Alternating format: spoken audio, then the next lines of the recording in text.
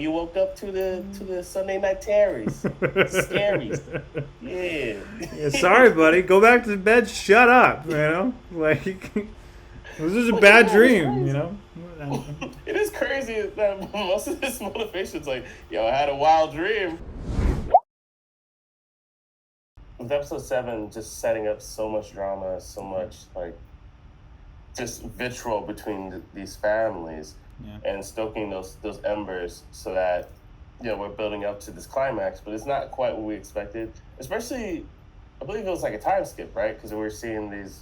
It's like what, like 5 years later, or 7 years later, So obviously that goes without saying, like things are going to be weird because these are just new people, like new people.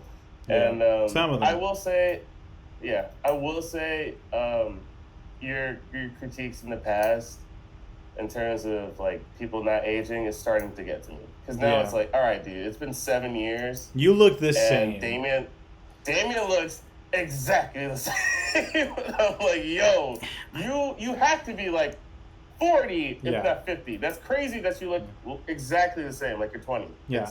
It's absolutely absurd. If I was Viserys and I looked at him, and then I looked at Viserys, and then I looked at Damien, I'd be pissed. I'd be like, why am I the one with all these fucking issues? While you look ripe as rain. Stupid. I have a hole in my face. Yo. You look younger than me. That's crazy. He two-faced his ass. Yeah. I don't know. For me, it doesn't really bother me with Damien. What it bothers me for Sir Crispin. Crispin, actually. Yeah. Yes, I'm Team Black, so it's definitely Sir Crispin from now on. Fuck Sir Crispin. Okay. Yo, fuck that dude. 100%. Yeah. He's just a little bitter. Needs to move on. He needs to realize that his life is a complete waste, and go be a fisherman. Awesome. Yeah. Pick up a hobby, man. Yo. Go knit some sweaters. Yeah. It's cold this time of year. Yeah. Winter's coming. Yeah, actually. It is annoying to see that, like, again, the only wrinkle he has, or any indication of time for him, is that he cut his hair. Yeah. And it's still the same height, and it's like, yo, it's been 7 years. That's crazy. Yeah. It's still perfectly cut that way. Like, I don't know. It is super weird to see it, but I think that's one of the things that you just kind of have to get over with this series, where it's just like, it is. They're gonna update some characters, and then they're not gonna update other characters. It's just, I think the clunkiness of that is really, really at the detriment of like how well the series is gonna do overall. But I think it's because they were rushing. They were, I think it's because they're trying to get to the same spot that like in the original Game of Thrones, they took 5 years or 5 seasons before some real intense stuff started happening, right? I think they're trying to skip all that. They're trying to fast forward past all of that and get to some of the more juicy stuff. I think they're doing a great job with showing like the more intimate moments, but like, it's one season where in comparison this would have been like 5 in Game of Thrones. It's just starting to hit me more. Because before it's excusable, but now it's starting to seep in of how they really thought this was going to be a miniseries. Like it's really starting to take effect, because the closer we get towards episode 10, which is supposed to be the end of the series, they renewed it. Wondering, like, they got picked up. Yeah, which is crazy. But like it was meant to be just like a miniseries, and then you already got picked up for season 2. So it's like, all right, it feels like you're trying to wrap up a story, but now you have a whole season to explain. So you have to rapidly slow down in your storytelling, but you keep like skipping years in one season, and it just feels. It feels like a person. It's starting to feel weird. Yeah, it feels like a person's learning to drive stick shift, where they're just jumping back and forth. And you just like you hear all of a sudden. No, but I would say with that being said, again, there's not like these really intense fighting sequences, because I think they're kind of building towards that. I thought it was a really, really great job with Allison. She is continuously developing into a very complex and interesting character to kind of just watch and witness, especially with how she's trying to handle her son. Yeah, her relationship with her sons is interesting because, because you could tell pre-jump skip that she was trying to teach him to be the next in line for the throne, and also stoking those flames of competition and supremacy of saying like they're gonna do whatever it takes to get the throne from you, but it's like, I mean, no, they're not. Are they? Also, it's actually their birthright. It's like they're meant to have the throne because it's been decreed they should have the throne. Yeah. You actually don't have the right to that. No. But by default, you get in this season, or in 7 years later, you can see the teaching she puts on her kids. That's like I look at it and it's like they're disrespectful, they're unruly, they're terrible people, but these are the people that you raised. And simultaneously, you're also not helping them by not showing them like the love or patience that they actually want. Yeah. Which is why they're kind of little shits and monsters. I don't know, man. Like, she gets news. Like, think about this as not only as as a queen, but I think more importantly as a mother. She gets news that, hey, your son came out of nowhere, held me down, and raped me. Sexually assaulted. Which, again, I got to really hand it to the creators for this. Instead of going the Romanesque, like, let's just show it, taking it, because everybody's, like, I don't think we need to see that messiness, I think everybody can picture it enough in their minds, right? And using that kind of Greek philosophy of, like, having the characters telling you what happened, I think it's very powerful. So to have her have that scene, right, and for her to be like, I'm stuck with, like, having to deal with this, and I'm pretty sure, like, that drink, like, she does a beautiful job. It's an abortion drink. Yeah. I don't know how it works. I'm assuming it's gonna hurt, but whatever. And that whole scene fucked with me. Yeah, because it was really well written. It was really well written. It was beautifully written. But it was also just how powerful that scene was with Alicent, showcasing that she does genuinely feel for this girl, but simultaneously she's trying to play the game and make sure, like, yeah, I understand my son is a terrible person who did this thing, but also I need to make sure that we're on the same page and that there aren't going to be another threat to the throne. So, here's some money. Yeah, here you go. It's painful to watch. It's very painful to watch, but it really does showcase where Alicent is in all this, in the scheming and the plotting of trying to get the throne and, like, doing what her father wants her to do, right? Yeah. And I feel like she's very much like she's taking over that, like, kind of the reins a little bit more of, like, what her father or, like, is wanting and everything, and kind of taking on more of those leadership responsibilities, since the king is, like, should be dead. He should be dead. That motherfucker I'm surprised he's still alive. I was like, oh shit. And, like, I think that's one of the biggest things with this, in the visual aspect, as we've gone through this series, right? There has always been this question of, like, when is Viserys going to die? Because it was prevalent in the very first episode that he's sick, he's not well, right? And he's going to die. He's going to die at some point. So what was interesting, I felt like, was he's very much representative, the embodiment of the glue that's holding the Targaryen family together right now, right? And for him to he's like, when he's gone, all gloves are off, all bets are off. It's everybody grab what you can and run, And I thought with him, like, the erosion of, like, him as a person is such a fascinating thing to like witness. I like, sure, you can say that, like, he has a sickness that they can't cure, but I also feel like it's also representative of, like, how the family is decaying and how he has felt guilt. He's taking the brunt of that. Because they brought up a good point in this episode. We're saying, like, you declaring Rhaenyra to inherit the throne ruined the family. And, like, as much as we can argue, that's really what happened. It's because you're breaking tradition by doing this, but you're also doing it for your family, right? Yeah. It's like and it really does highlight where his motivation was the entire time. Yeah. Because he did wrong by his family by virtually killing his wife to save his son for the prophecy. And the entire rest of the show, he's trying to find redemption by constantly trying to do right by his family. Yeah. And in each action he does that, he gets punished for it. And we see that visually with how he's literally decaying. Yeah. This episode really, man, it really almost brought me to tears. Because you start to look at Viserys and you just feel pity for him. Yeah. It's just, dude, all you really care about, like the scene at the dinner table, it really just highlights his character tenfold. Because it really is just, he just wants his family to be together and be happy. Yeah. And that was a beautiful scene. That was a beautiful scene. Yeah. No, yeah, I loved it. It was great.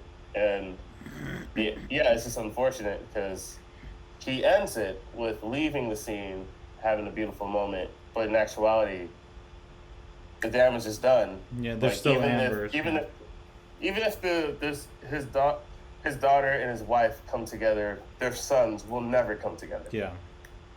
I think that's what was exemplified with, and I got the names right. So the eldest is Aegon, and the guy with the one eye, he's Aemond. Daemon. Aemond. Nope. You're saying Daemon. Okay. Aemond. Oh, it's Aemond. Take the D and put it at the end. There you go. Okay. See, this is where Game of Thrones, like, why would you have a name like that? Like, I don't know.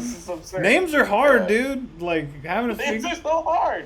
Like, writing a script and trying to figure out what the name of your character is going to be, longest part for me to do. I have no idea what my characters' names are half the time. It takes me a while. Yeah. It's like, okay, I got to research. This name has to matter. I don't know. Yeah. This got to make sense somehow, you know? It's got to relate to some bullshit. Yeah. So I could talk about it in an interview. Yeah. Going back to Viserys, seeing him with his mask on and everything, that was great. But his entrance into the Grand Hall was amazing. I feel like they keep doing this great balancing act where they put Rhaenyra into a position where she is unable to defend herself. She cannot get herself out of that situation. And each time they kind of get her out of it in a very well orchestrated and creative way. With that being said, his entrance was really long. I get that he's an old man. It took forever. I don't know. And they have like this they have like this intense, like the horns are playing, and it's just like intense and everyone's like It does get awkward. I'm not gonna lie. That scene definitely like just cut the music and just have him like walking with his cane. He's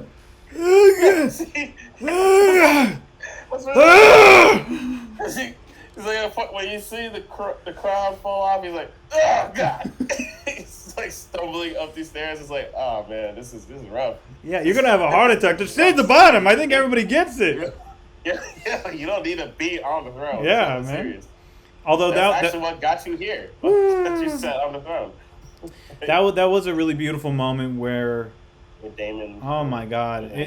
It's really some of the moments in the show, the moments that aren't spoken, where he pushes the guard away. He says, "No, I'm fine. I can do it," and then he has his brother come up, right? And as a family, and I think that's where it was like a guard couldn't do it for him because he is their king, right? Yeah, but by Daemon doing it, it's your brother. I would hope that for anybody's sibling, that if you needed them or if they needed you, you would be there and like help them to like sit down and put their crown back on in a fictional reality. No, absolutely. And honestly, I feel like Damon so far is he's everything. Peak writing. He's everything. Peak writing. He's everything. He's everything. I have never had such a turnaround with a character like I did with Damon. Yeah. Where it's like, I hate this dude. You're a literal shit. And now he's like my favorite character. Yes. He's like this is the most fascinating person in the show. currently. Yeah. And it's still weird. It's still weird. Like their relationship, Rhaenyra and Daemon. Like, I don't like this actually. but, it's Game of Thrones. It's Game of Thrones. There's gonna be some incest in there. Someone's gonna fuck their brother. You know. You know what I mean? Yeah. It's gonna happen at some point. Happens. Yeah, you sleep with your auntie sometimes. It's all good. Yeah. But yeah, no. I do really like Daemon, and just the whole interaction with the sea serpent. The sea serpent, I think. The sea serpent's brother. The sea serpent's brother, yeah. Well, okay, let me talk about that, because I didn't like that. I didn't like the sea serpent's brother. Bastards! Yeah, like because we talk about how the sea serpent got wounded in battle, and I'm also just like, well, see, these are one of the things that I would like to see, and this is where I feel like we don't have time. Because this would be cool to witness. I don't know if that was in the books, if that was like a time skip that happens in the books. I'm assuming it's not. I'm assuming we actually do see that battle, but I think it's one of those situations where he is going to be off screen, because in the book he's there. He's very prevalent during the coming war that's going to happen of Fire and Blood. No, he's very prevalent. Yeah, he's fine. I think it's just one of those situations. I think what's really happening is he's looking for his son. Well, you know what? Yeah, that makes sense. And he's going to try to find his son and bring him back. Yeah. I feel like that's one of those situations where, if it was like a normal Game of Thrones structure where they're taking their time with it, half the episode would have been spent on going to find his son, and the other half would have been at this. But again, I'm not upset with it, because I really like the fact I'd be really surprised if he was killed off screen. You know? Yeah. No. Yeah. I didn't think he was dead, but I just wish I saw that battle. But that's fine. You know, it's just like a minor nitpick at the end of the day.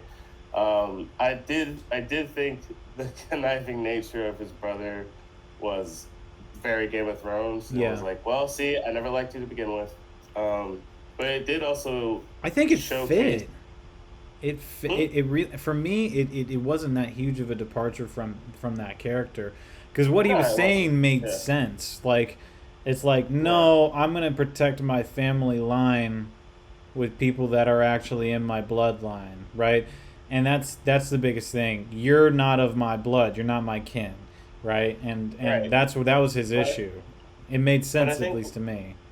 Yeah, but I understand it, but I also think at the end of the day, if what's more important, right? Is like, do you want the family to be pure, or do you want the title? Yeah. Because at the end of the day, that's really what matters, is you have the title. Yeah. No one's gonna question it either way. Right. So you putting an over importance, which I feel like that scene where he's saying like, these are bastards, is like, you're a whore. Like, that whole moment. That's really what was showcasing to me. It's like we're putting an overimportance on the purity of a bloodline, which that's a big deal back in the day. Doesn't matter. And back in the day, bloodlines were. I mean, that's why there was so much incest back then. The royal family in England, their history, there's so much incest. There's so much of it. It's a lot, right? So much of it. I did really like that scene where like Daemon was like, "Say it." No, I want you to say it. I want you to say it, right? And the king stands up. I'll have your tongue for this. It was one of those situations where it was just like, oh shit! I thought the CGI looked really shitty. It was bad, but it didn't matter. Especially with his tongue kind of just like hanging there, out of the top of his face. But one of the small interactions that I love, and I think they're cueing this for a later season, was Aemond seeing like his reaction to seeing Daemon, right? His reaction to seeing it, he was like, "Oh, we're related. Oh, we're related." You know what I mean? It's like, yeah, we're the same. We're the same. I would totally do that. Yeah. And you can see it. Like the way that they interact, it's minor, but it's like, y'all the same. They don't have any lines, but they have some of the best moments in the show. The chemistry that they have is so interesting. Yeah. The way that they just stare at each other, it's like, I get you, but you need to I will chill. fucking kill you. Yeah, I'll fucking kill you. Yeah, yeah. That's one of the things I loved about it is like you see Aemond, he's going after like the nephews at the end of it, being like these brave boys, right? Again, also whoever casted Aemond needs a fucking raise because his looks were just so like sociopathic, piercing. Oh God! Piercing. And it's like, because I look at that insult and I think about it in the sense of like, if anyone else said that, it would be like, whatever, I don't care. But the way he said it, I would be mad. I would be like, all right, what you trying to say, dog? Yeah. Like, you brave boys. It's like, yo, what the hell with this dude? I did really like how it went from like a really genuine place with Rhaenyra and Alicent. Right, they were both like, it really felt like a genuine moment of like reconciliation between the two of them, and then it just like divulged down to like meaningless, like drivel. Yeah, where like that's the point. That was ultimately the point, right? Where it's like, as much as these two people can reconcile, which they do, I feel like they genuinely try and reconcile their differences. The damage is done. Yeah. They've already instilled this hatred within their kids. In their bloodline. And that in their bloodline. So the bloodline's already tainted. They can't go back now. Unless they try to rectify it in some way. To give a rousing speech like the grandfather did. There's no way to go back now. I don't know. The look in Aemon's eye is like, I have one eye, but I'm gonna look you right into your fucking soul. I still have a dragon. Yeah. Yeah, don't test me, dog. Yeah. But that, I mean, like, again, that kind of brings it back to, like, all right, let's fight, you know? Like, so, obviously, they start fighting and everything, and Daemon gets in between them, and the look that he gives him is just so perfect, because it's like, no, I understand you. And, like, I think that's the why that scene with the Sea Serpent's brother was so important, is because it shows Aemond that Daemon and him are one and the same. They are very they are of the same like stone. They're very similar, and they're in their the same cloth. We're not gonna I'm not gonna argue with you. I'm just gonna kill you. It's like that's just it's hands. Yeah, and you could see that in Daemon, where it's like you like immediately it was just like you need to stop. Yeah, it's like you need to stop, or we're gonna have a problem. But it wasn't even like it wasn't like grr, like it wasn't like it wasn't anger. It was kind of like try it. Do you really want this? Try it. Try it. It's just like, do you really want this? Do you want the smoke? You might be good, but I will fucking kill you. I mean, like, I fucking dare you, dog. Yeah. Keep playing with my kids. Yeah. It's like, yo, and it's just no words need to be said about that, and I love that. I love those moments where you fully understand what the character's trying to say without any dialogue. Yeah. Well, his entrance was really great. Where he finally beats Sir Christian, and he's like, "Congratulations, my prince! You'll do well in tourneys." He's like, "I don't give a fuck about tourneys. I don't give a fuck about the." I was like, "Damn! You're just trying to murder. You're just trying to murk some people. Like you're trying to kill. You're a weirdo. You're a weird dude. You got your eye cut out, and you changed. You changed into some little psychopath, didn't you? Crazy like you're definitely a sociopath. That's crazy." Yeah, and, because he stayed calm even when his other brother was getting like upset, right? And the other guy, the other boy stood up. He just stands up very slowly, like, "Let's go," you know. It was. You know what I mean? Yeah, because you could see who holds more power in this dynamic between the two brothers, right? Like the Aegon definitely just seems like a little snot-nosed brat who's privileged, and rapist, utilizing his power. He's a rapist. Let's be real. Terrible person, right? Yeah. It's you're watching the scene of Viserys give a very, I wouldn't say wholesome, but just like a pleadful speech of like, please come together, because we're all going to lose if we don't. Yeah. And immediately follow up with this fucking kid being like, "Hey, yo, I'm sorry you had to sleep with this kid. Like, I'm sorry that this is the person that you got to be with for the rest of your life. Yeah. Like, if you want to have some fun." Like, just the most disrespect. It's like, yo, why? Like, why? You're not helping at all. It's like, you're a bad person. Get out of here. That's crazy. Yeah, leave. Why are you like this? Also, again, that's your cousin, dog. Yeah.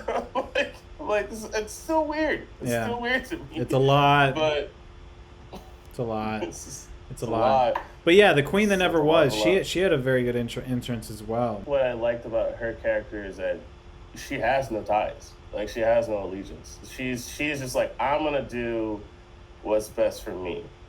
And you can see that she genuinely just wanted Rhaenyra, like, to feel pain. Like, she wanted to hurt this girl. And it was like, I'm going to do what's... Well, not even that, actually. She sided with her in the end, in the courtroom. Well, yeah, no, that's what I mean. I'm going to take that back. It's like, she was just like, hey, listen, you're going to lose, and I'm going to make sure my family is okay.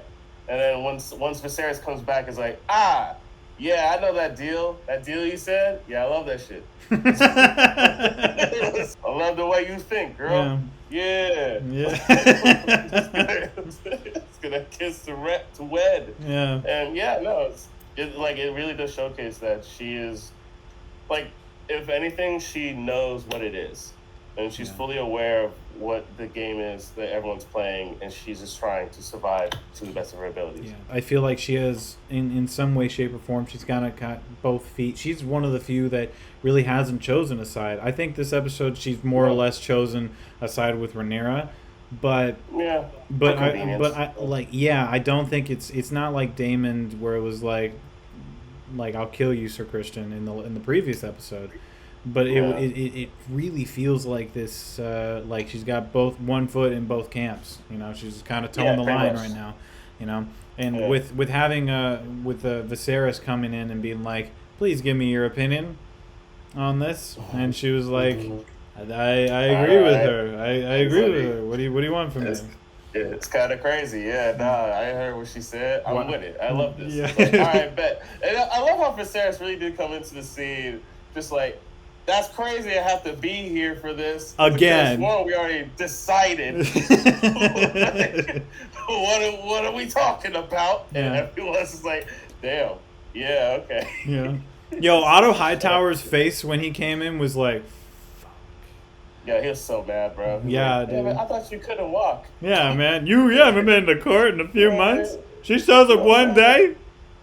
I've been feeding you like drug tea. What are you doing? Milk of the poppy.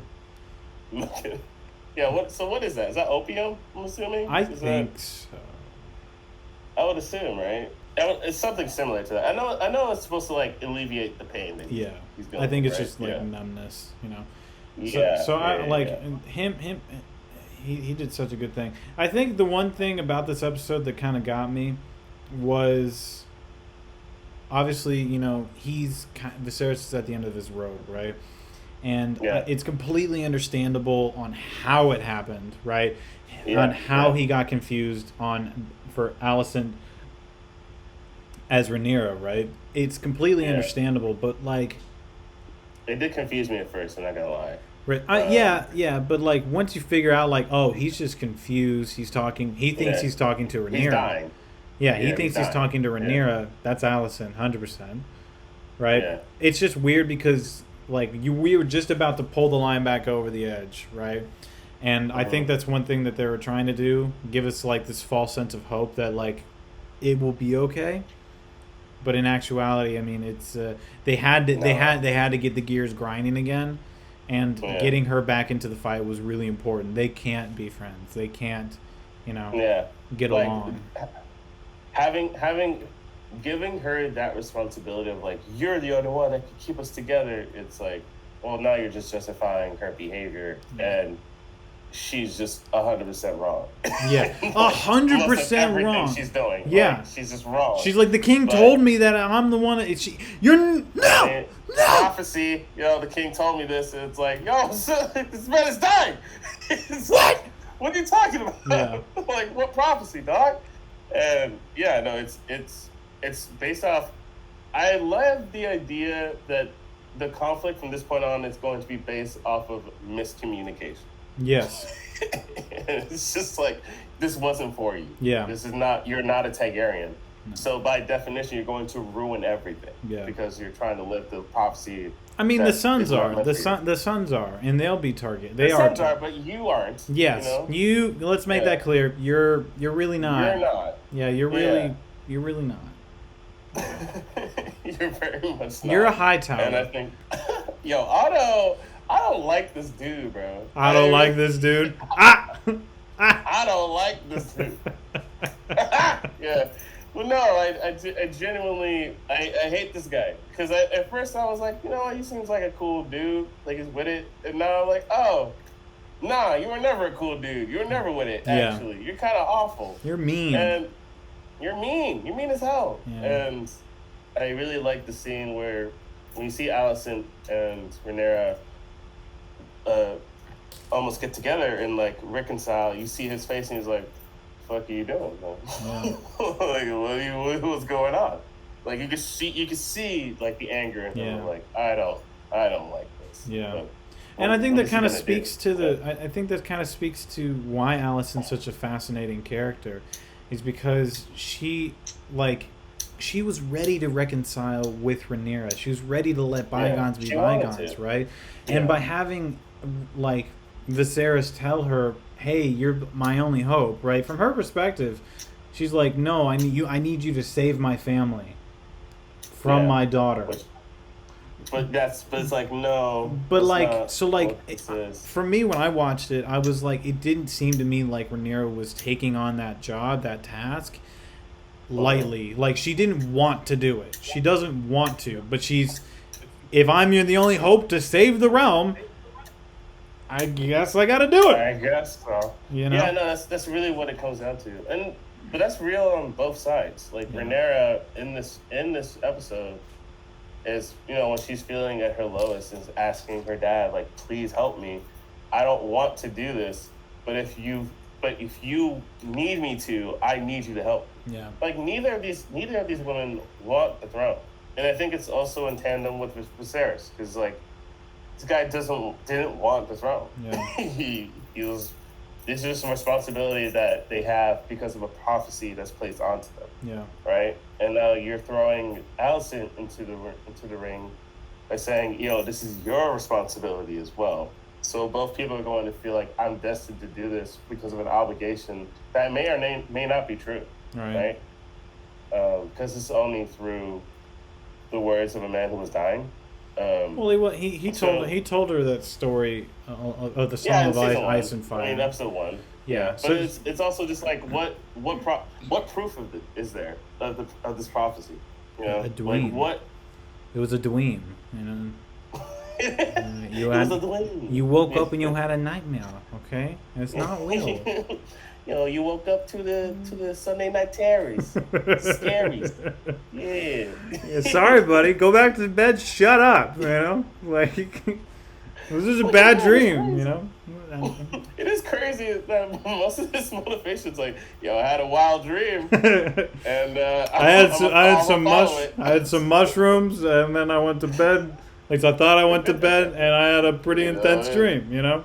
Yeah, so you know what? Yeah, we gotta protect the 7 realms. You know, right, whatever. That's right.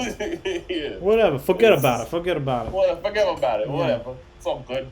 Yeah, but overall, then I guess overall, I'd probably, out of 10, I'd probably give it a solid 7.5.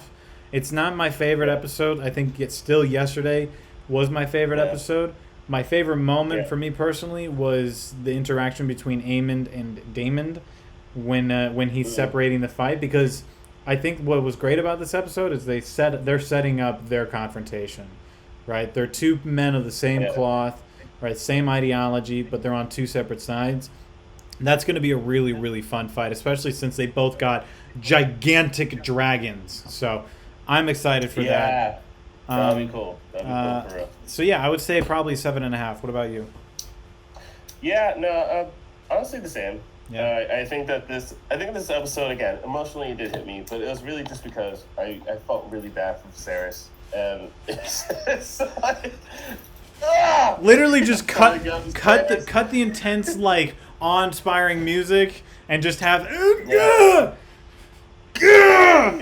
I wish they, like, awkwardly stopped playing the music, because they're all just like, should we go in? The bagpipe players are out of breath. You know what I mean? It's like, damn.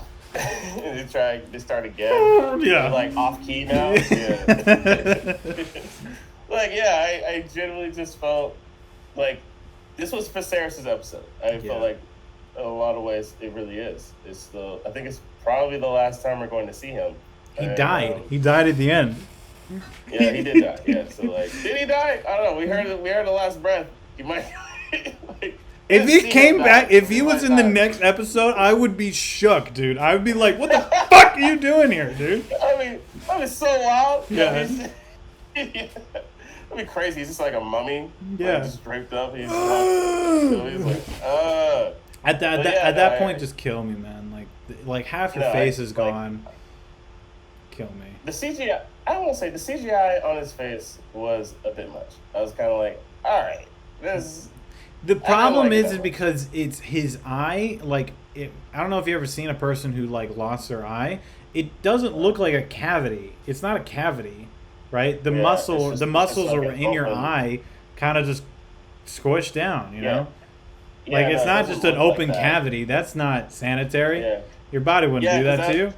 That's why I was looking at it. I was just like, "Yo, what happened to you, dog?" Because that's not normal. Well, none of this is normal. Like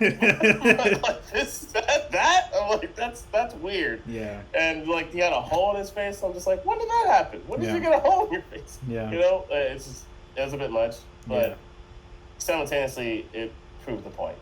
Anyway, in terms of my score, I think this is Viserys' episode, so I understand why it wasn't as explosive or as intense as it should have been. But I also think the moments that hit really did hit. Yeah. So I would say the same, like 7.5, 7.5. Yeah. I would say overall the series is continuing the same rate. I don't think it's a step down at all. I just think that this episode wasn't. It really didn't feel like it needed to be that. Just like angry, like violent kind of thing. I feel like it, like for once, it was like a somewhat decent family dinner, right? And then he left, and then it fell apart. But at least for him, he got to have one last family dinner with everybody, and I think that was something that was very beautiful. And I'm excited for the next episode to come out.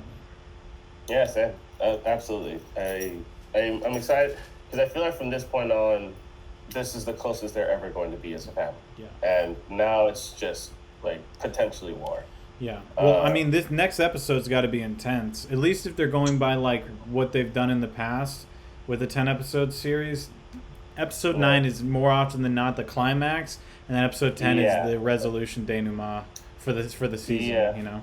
So I'm very excited for next week's episode. If you guys like this kind of stuff, please like, comment, and subscribe down below. Are you Team Black or are you Team Green? Please let us know in the comments down below. Have a good rest of your day, guys. Peace! Bye-bye. Bye-bye.